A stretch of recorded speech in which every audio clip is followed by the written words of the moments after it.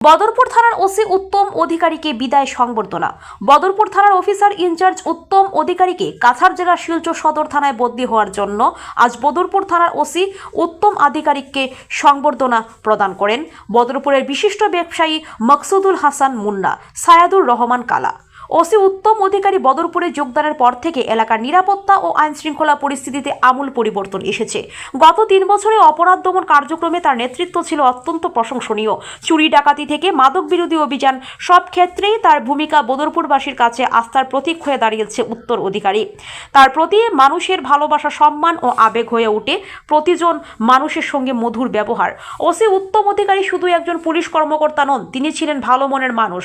মানুষের সমস্যা শুনে দ্রুত ব্যবস্থা নেওয়া ও মানবিক আচরণের জন্য তিনি সাধারণ মানুষের মন জয় করেছেন।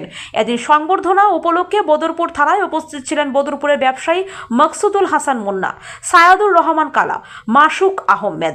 ওসি উত্তম অধিকারী সকলের সহযোগিতা ও ভালোবাসার কথা কৃতজ্ঞতার সঙ্গে স্মরণ করেন এবং ভবিষ্যতেও মানুষের পাশে থাকার প্রতিশ্রুতি ব্যক্ত করেন।